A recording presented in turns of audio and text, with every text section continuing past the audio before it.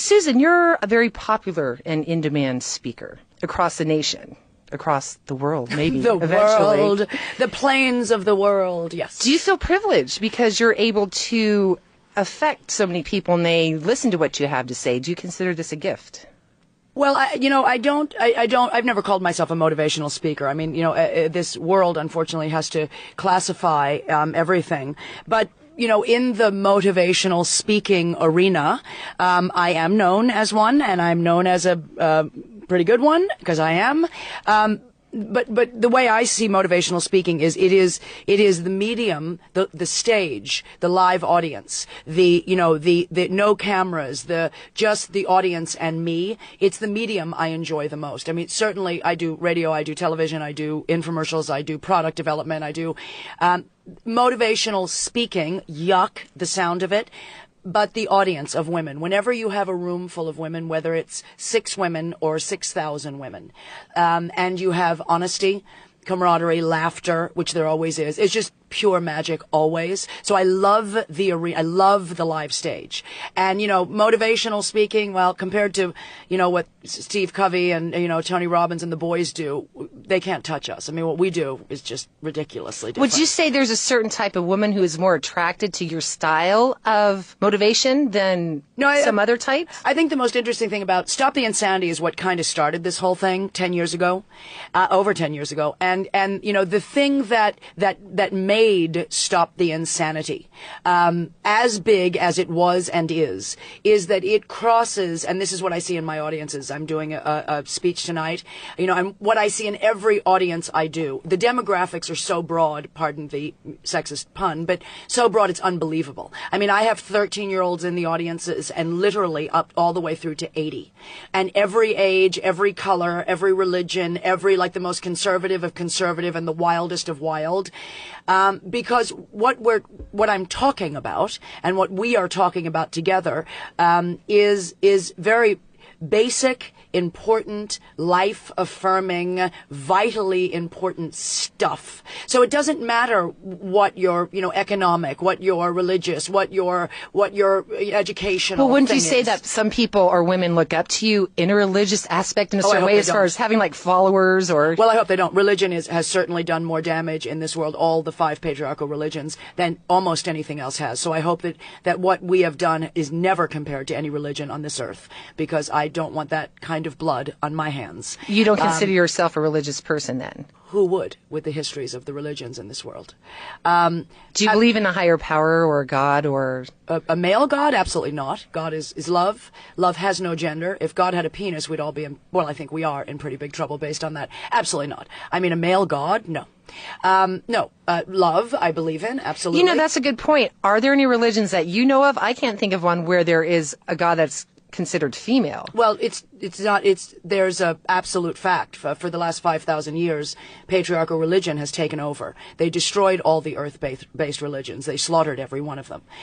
Christianity has certainly a long history, and it is his story, of basically convert or die. That's what it is. All the indigenous cultures know that. The missionaries go down and you either convert or you die, or you become white and homogenized. I mean, anybody who knows anything knows that. That is the method used. So no, I would not connect with any of the religions that have slaughtered, maimed, murdered, raped, pillaged. No. Absolutely not. But there are absolutely many, many, many goddess, Amazon, earth-based beliefs in interconnectedness, and that's what's missing in this world, certainly, because nothing is interconnected with anything, and the problem with that is that everything is interconnected.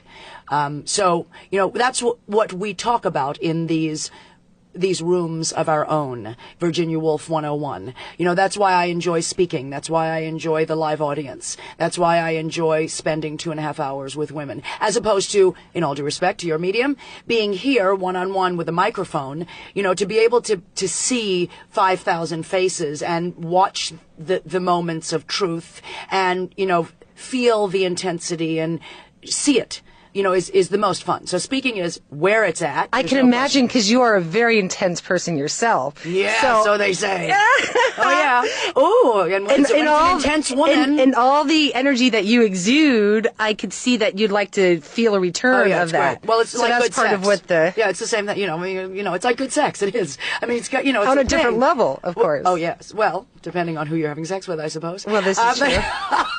That was actually a question I was going to ask. I might as well ask it now. As far as sex, bring it on. Does that come up in conversations with the women that you have seminars and speeches with? Well, tomorrow, Inside Edition is coming to Seattle tomorrow, and the reason they're coming is because they consider themselves legitimate now that they're not trash television. But the reason they're coming is to speak with a group of women that I have been working with, and sex is very much a part of it. Wellness. I mean, when you have even decent sex, and I hope every woman listening is having terrific sex on a regular basis. You use over 95 muscles in your body. It absolutely affects and includes your heart rate. It absolutely affects blood flow and heat and all kinds of fabulous things. So it's very much a wellness issue. There's no question about that. And women suffer terribly, terribly, terribly from A, being physiologically not well, B, being with men that don't have any idea what to do with a female body, and C, shame and all the stuff that's been piled on women. So, I'm 45 years old. A lot of 45-year-old women, number one, don't speak about sex, and number two, aren't having it. And that's just a sin. I mean, there's a sin. I think Moses forgot to put that on his tablet when he came down and started killing people, but you know what I'm saying. So point being, yes, it is very much an issue for women. Certainly synthetic estrogen that now they've just found out, didn't do quite enough studies on that and figured out is affecting women's sexuality very, very, very much so. Many medications, Prozac, fastest selling pharmaceutical in the history of the world, is Prozac. Well, so what you're saying is you're pro-sex and you believe every woman, and I would assume man, should probably have it. I don't really care about the men. Every woman should, yes. So a regular, healthy, beautiful, fabulous, glorious sex life, vitally important for the human body. No question about it. No question about it. And would you say in the area of your life that's a healthy area I've for you? I've got the best sex life of anybody I've ever met, sister. Of anybody. Praise the Lord. No, sorry, not the Lord. Lord. Not their hate-filled Lord, but Mother Earth. Yes, praise the mother. Yeah. Absolutely. Oh yeah, praise birth, praise fertility, praise, spring that's coming up. So not that it's my business or anything, because I hear whenever men come up, it seems you have hostility in that area. Oh, not at all. It's not hostile. I have 3 sons. Not at all. When I say I don't care about the men, I'm only speaking to and about women. And it's about time that happened. There's an enormous imbalance right now. There are plenty of people speaking to men. Plenty of people talking about men. Plenty of people letting them into their exclusive little clubs. And I'm not interested in that subject. I'm interested in women. And I'm interested in making a public stand, speaking about women. I'm not interested in men's sex life. I'm interested in women's sex life. Because I'm a woman that's 45 and know that when you're lean, strong, and healthy and well and your brain and your body, which are connected, have enough oxygen in them to feed them, every cell and every muscle in your brain and your body. When you are living a whole, well life, a huge part of that life is your sexuality. There's no question about that. So may I ask you then, because for a lot of women, men are a very important part of their sex life. Mm-hmm. Is that not true for you? Would you say that women are an important part of your sex life? It has nothing to do with who you choose to partner with. It has to do with how you feel about you. It has to do with how healthy and well you are. So then let me ask you directly, do you prefer men or women? Oh, women, completely and absolutely with everything. It does, women, to have a conversation with, to have dinner with, to talk to any kind of intimacy on any level. And I'm not just talking about sexual here. Any kind of every woman I know, if they were honest, every woman I know, if they were honest, would say, if it didn't affect or threaten their boyfriends or their husbands, that they far prefer the company of women. They get more from their girlfriends. They get the support and love and understanding that they need. Things are like you don't have to walk in the door and faint from exhaustion before a woman will say to you, geez, you look tired. Sit down. Let me get you something to eat. You need a rest. Listen, I'll take the baby for a couple hours. I'm talking about a very big concept here. The company of women. to live your life with. I mean, my company is all women. You know, the women, I couldn't survive without the women who help me raise my babies, without the women who, you know, feed me when I'm hungry, who, you know, see that I'm whacked to the nines and say, you know, why don't I just rub your shoulders and we'll get you a little carrot juice. And, you know, so what, you're saying you're talking about, on every level. The nurturing qualities of women. Of every level. On every single level. Absolutely. If you want to have sex with men, go ahead. Have sex with them. And have your own bank account. You know, I'm married twice. I got three sons. I mean, you know, it's not a sexual preference. It's not heterosexual versus homosexual. I won't even step into those stupid, ridiculous categories that are only allotted. It's nurturing and love and dimensionality. I prefer that, which means you have to prefer women on every level. You know, I prefer it because I like a life that is dimensional. And I like a life where somebody can see when I'm exhausted and I don't have to spell it out 17 times. You know, it's really nice when somebody can say, why don't I take the baby for... I did it the other day. I was at a book reading and there was a young woman there who had a brand new baby. I've had 3 children. I know exactly what it's like. It's not, you know, the Madonna perfection thing. It's bloody exhausting. It's one of the worst jobs you could ever do for the first 4 years because it's so repetitive and so tiring. You know, you don't get sleep for like 3.5 years. You know, you don't speak to anybody over 2 feet tall for, you know what I'm saying? It's isolated. It is. Nobody says that. And I just took the baby from her arms and I said, you just go. I was in the middle of a book reading and I can hold a baby and, you know, like I put him in a sling near your left breast. It's done, you know? And I just said, go sit down and just not have something hanging from you for 10 seconds. She started sobbing. She was so grateful. And all the women in line who are my age, 45, I have a 20-year-old, a 19-year-old, and a 5-year-old. And, you know, they all just like went over to her. And just said, just relax a little bit. It's all right. We'll take the baby for a little while. You take a breath. She was so grateful that somebody could see that. That's what I'm talking about. That's what you're talking about. Yeah, and that is much more important than anything.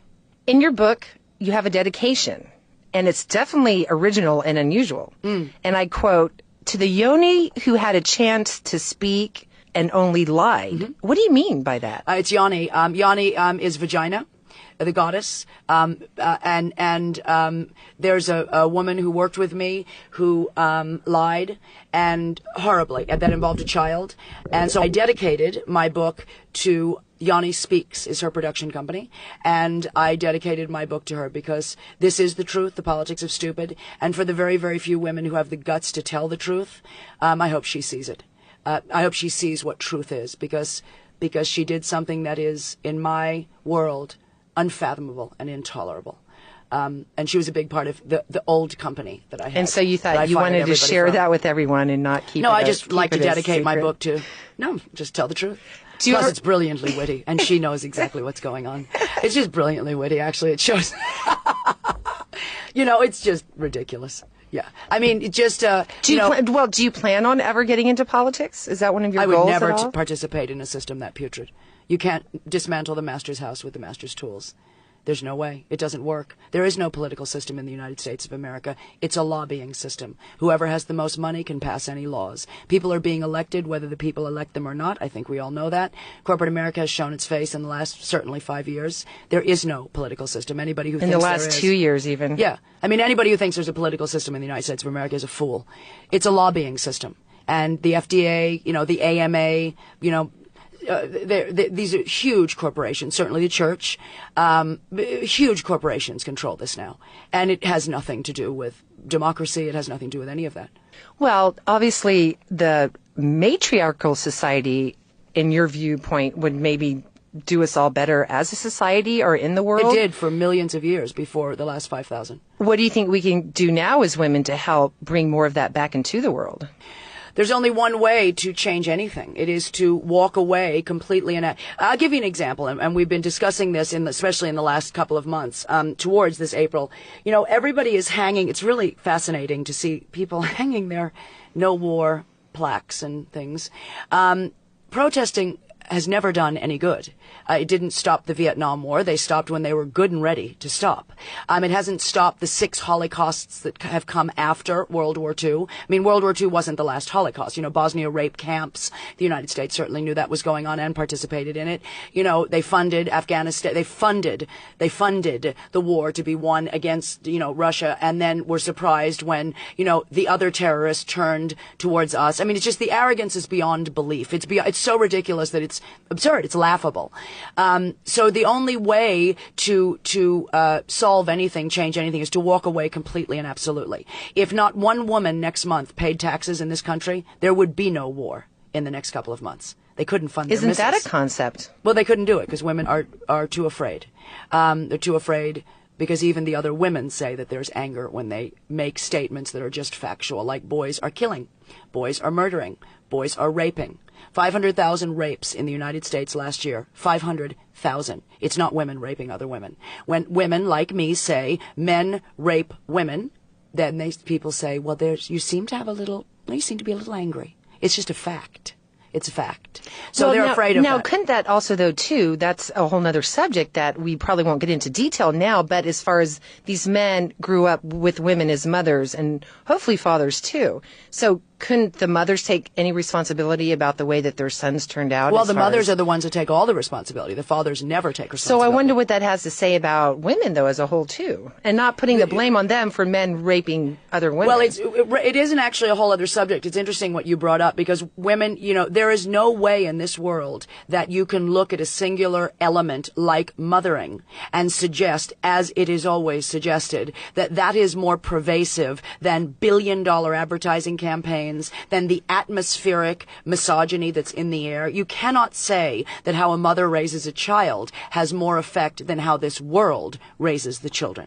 You can't say it anymore. You can't. I mean, by the time a child is 2 years old, they know the name of their fast food restaurant, their favorite fast food restaurant, before they know their own name. That is, those are strategies. There are, you know, how a mother mothers is not the primary effect anymore, and probably never was. It has nothing to do with that. That's just where the blame goes. Well, it's usually the nuclear family. I would say it's the mother and father. There's no such thing as a nuclear solely. family. That's a myth. It hasn't been one. There hasn't been a nuclear family for many Well, many there may years. be not the majority, but there are still families where a child grows up with mother and father. Yeah, as but parents. they may grow up with mother and father, but mother is doing 99% of the work, always has. Mother is working in and outside of the home. Mother is taking care of elderly parents. These are facts. Mother is still doing the grocery shopping. They're not being raised by two equal people. That is just not happening. It never has been happening. And so they're not, it's not a whole group raising the little kiddies. These are myths. These are fairy tales. It's not the way it's happening in homes. You know, that's not what America is. So back to the matriarchal society then, as opposed to patriarchal. What can we do as women more to help this become Walk a away reality? from all the systems that murder, rape, and kill. Walk away from government systems. Take your children out of school. I took all 3 of my children out of the school systems because they lie. They don't teach the truth. They leave out black history. They leave out female history. They leave out the truth. They lie. And I'm not going to have those perfect brains lied to. That's why I have bright kids at 20, because they didn't go to school, you know, and learn the lies. They learn the truth, and they're thinkers, and they question authority because everybody should. Radical, you know, it's called radical, but it's actually very sane. It's interesting because, you know, wellness and heart disease and all that. Long story short, we're second in the world in heart disease in this country. And that is a human-made disease. You have to work really hard to get heart disease. It is not a natural part of aging. And that's an embarrassment. The American health statistics are abominable, to say the least. But doesn't matter. And my father, who has the standard cholesterol level, you know, 70-year-old man, standard cholesterol level, went to his stupid doctor. His stupid doctor said, well, you can't expect to have that low a cholesterol level. And, you know, there's always cholesterol-lowering medications that only have 17 side effects. So my father told him to go to hell and went on a macrobiotic diet, got his cholesterol level to 150, which is literal, it's virtual immunity against heart disease, immunity. And the doctor went, wow, this is amazing. And they called what he did radical. Like dying of heart disease isn't radical. It's so Somehow, ridiculous. why do we accept that to make it seem like it is the norm? Well, that would be the answer to your question for matriarchy. If women walk away from what they know murders and maims and kills and do not participate in it, the systems couldn't exist. I'll give you two great examples. If women did not lick the envelopes of the politicians that are being elected, there would be no political system. And if women if they would only stop cleaning the pews of the church that they have no authority in, they cannot become priests in, they have no power in, if they stop taking care of the poor and doing all the good work that they don't do, the priest isn't, the Pope's certainly not doing it, he's too busy in his palace. Bottom line is, if they refuse to be the slaves of these systems, the systems could not exist, because these systems need slaves to exist, like the economic system of the United States of America. It is built on slavery, period. The end. Truth. It's a theme throughout your weight loss ideas and what you talk about. Tell me, why is telling the truth so important? Because I think that, I don't think anything. I've been out, I'm a 45-year-old single mother by choice of 3 children. I've been working all my life. I am not supposed to be here. I'm supposed to be one of their statistics. Over 65% of the poverty households in this country are single mothers. I'm not poor. I'm very far from it, as a matter of fact. I was not supposed to be a whole. When my ex-husband left the marriage, I did not leave the marriage. He did. My family was broken. All of a sudden it was broken. Well, it isn't. It's very whole. That would be HOLE.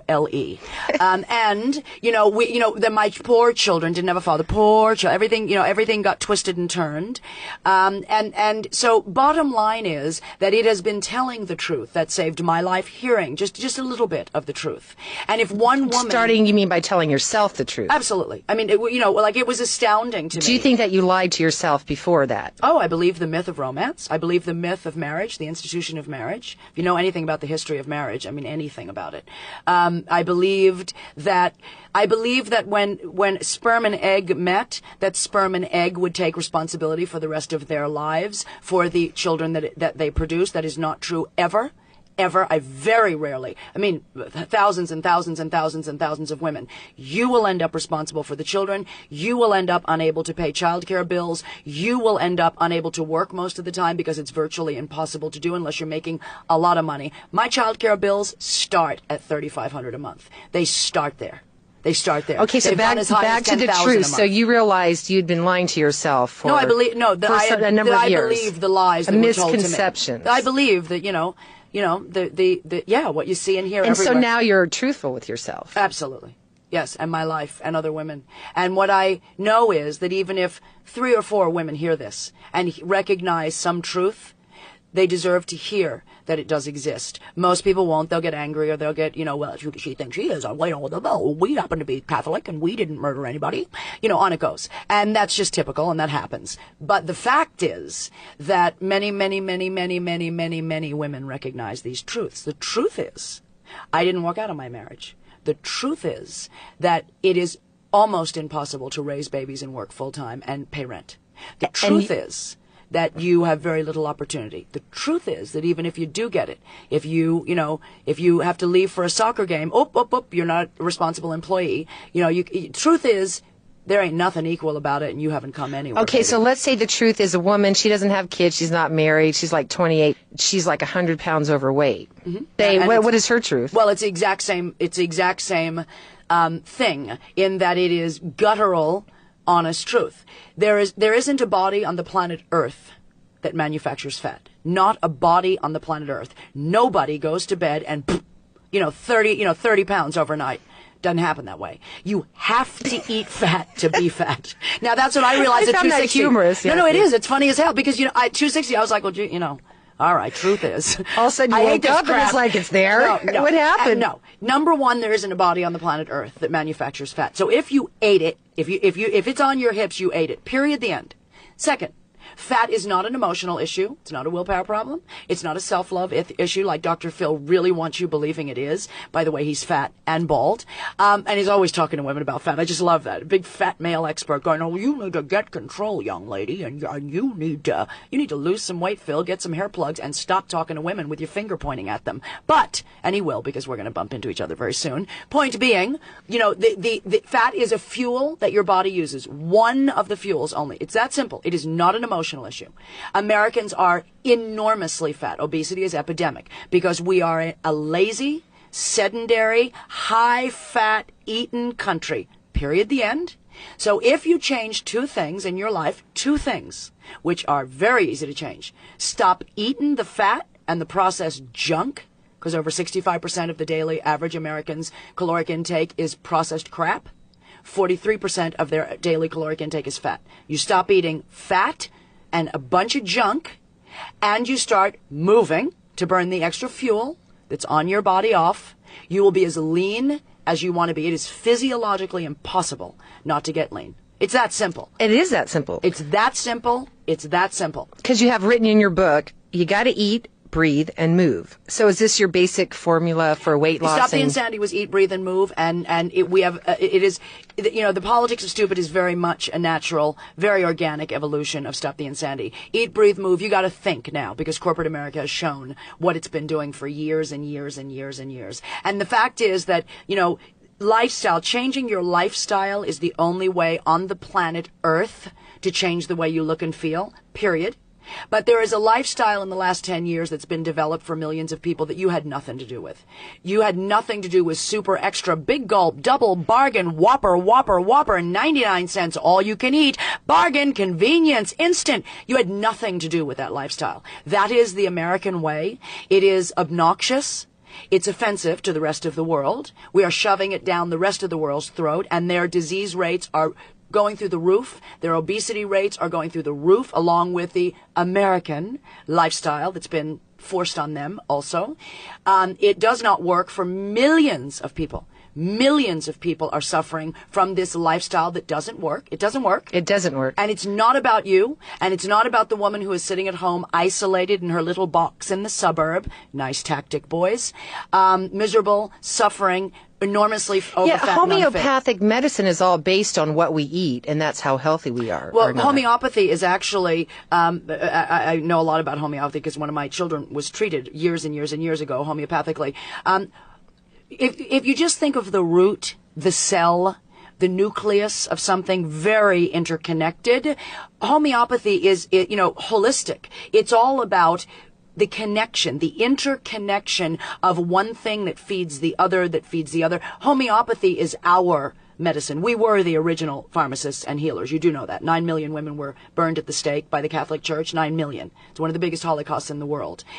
Because they were the midwives and the healers and anything else, actually, just any excuse to burn. But point being, we are the original healers. We are the original pharmacists. We used herbs for many years. We understand the connection. When my babies are sick, I don't just look at the ear that's aching. I know that the bodies need to be well, the foods and the environment, and interconnected, holistic, whole woman, Mother Nature. And a lot of that has to do with what we eat. So that's why these fast food restaurants that are full of chemical and fat and salt. Well, it's not just the restaurants anymore. What's in our water right now, what's in your soil, what's in your air, what's in your food, it's beyond salt, sister. Dioxin, the most toxic chemical known to man, that is illegal in this country to spray on foods anymore, because they did spray it for years and years and years, millions of pounds of it, is in your tampons. Did you know that? I didn't know this. Of course you didn't. And your toilet paper? Did you know that? No, I didn't know you didn't this. Know that. Well, if you use any of the commercial brands, which I haven't for 30 years, the reason is to make it white. White, it's got to be white. Your toilet paper has to be so white. Everything's white. The homogenization of this world, the whitening, the pasteurization of this world is very significant. So some of the most absorbent tissue in your body certainly, has the most toxic chemical known to man going right into your body. And dioxin is so dangerous. So it builds up in breast tissue. It builds up everywhere. You had nothing to do with deciding that it had to be that white. And second, it's going to get blood on it anyway. So really, who cares? Who cares? Well, that's the point. So it's much more than food now. We are living in a world right now where corporate America absolutely, it's corporate America, has made decisions for millions and millions of people, and those decisions are infecting and affecting more lives than you could ever imagine. You have no say in it. Laws are being passed left, right, and center. The FDA, bovine growth hormone in your milk. It's not necessary to label this, so you don't know that you have pus in your milk. If you're buying the commercial brands, you do. I don't. Well, the FDA said that you don't need to know that. So they worked with the companies that developed this poison simply to produce more milk when they're still throwing milk out because they control the milk prices. It's not to feed more people. It's plenty of food. We all need to ask more questions having to do with our food and our water and our air. I don't even think people know the questions to ask anymore. I think what you have to do, and that's, I'll go back to what you said before. One of the reasons I insist on the truth is because it's so maddening that it creates a response. The bottom line is everything I'm saying is absolutely true. It's not an exaggeration at all, but nobody really has the chutzpah to say it. You know what I'm saying? Like everyone's going, I wonder what they think of me. Will I sound too extreme? Oh, my God, I just said blood. I said tampon. I don't care.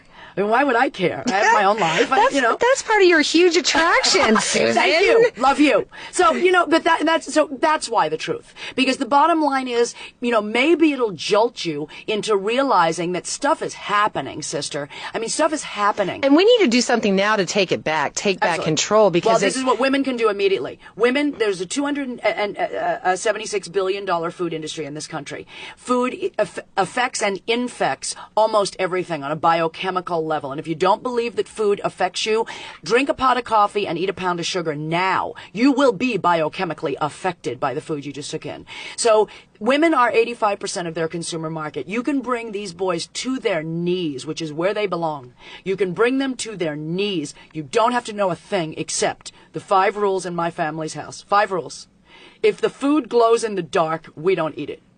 It's very simple. If I go in to buy tomato sauce and I turn that label around and I don't see the word tomato anywhere, I put it down. If I can't read the words, the scientific additives, I don't buy it. It's very simple. Like, they're just really simple things. But then you gotta go. You see, here's the problem. They'll do that. But then you gotta go to the next kiddie's birthday party, like I just did. And when the mother and all the other kiddies are there, and the mother brings out the cake with the fluorescent pink icing, and your 5-year-old says, hey, Mom, I thought we didn't eat that crap. You've got to say, we don't, sweetheart, because it's poison. Because it is. And you still need to stand up. And all the mothers will say, what do you mean it's poison? And you will say, it is poison. And they'll go, oh, my God, I guess, anything. And the most incredible discussions will ensue because women are fabulous. Women, I have had... And women love to talk. Well, that's a stereotype that has done much damage. No, but I'm not saying that's a bad way. I'm saying I'd love to communicate and put out my ideas and hear other people's ideas. Here's what I've found, and I've had these discussions in live audiences many times, and you could imagine there have been some Catholics in the audience, some Republicans in the audience, some, married people in the audience, some, and never, ever, ever do we have war. I have women say to me, my beliefs are what they are, and I say, right on, sister, believe what you want, but, your Pope is, a pedophile, to say the least. On it goes, and we have discussion. And in that discussion, we good. don't That's war. the word we that don't I war. like. Yeah, it's not what we do. So there'll always be growth and movement forward, unless you're talking to, a real Republican. Then there's just nothing you can do because we're running out of time here. I wish I could talk to you for we have at to least talk forever. 2 more hours. At least minimum. I'll come back. We'll do. Oh, great. So what I want to know, what is your motivation for helping women or talking to women? There's only one motivation I have: freedom. I have a right. This is my earth. These are my children. This is my air. It's my water. It's my damn food, and it's my soil. I pay taxes. I am a citizen of this world. I absolutely, I'm not asking anymore. I'm not asking you for 10%. I'm not asking you for the right to do anything. I will take it. It is mine. Freedom. There's only one thing. If I am on this earth and I don't have a right to be free because of the gender I was born as, that ain't okay. And that shouldn't be okay for any woman listening. And let me just explain this. Let me tell you what 50-50 means. Equal means 50-50. That means until 1/2 of the world's governments are run, interpreted, and managed daily by women, till 1/2 of the world's religions, till 1/2 of the world's educational systems, till 1/2 of the world's sciences and medicines are run completely and absolutely by women, We ain't anywhere near freedom, and you know as well as I do, we are nowhere near that happening. That's why the world's so screwed up, because it can never be whole and well when you have this kind of imbalance. And there's always hope for the future, though. No, not in patriarchy, there isn't. Only in revolution, which is the goal. Revolution! As a matter of fact, I think I've changed my name to Revolution. What do you think? I like that, actually. Revolution! Yes. And on that note, Susan, thank you so much for talking with me lovely today. woman. It's been a pleasure. You're a lovely woman. You glow. Look at you. Oh, thank you. You do.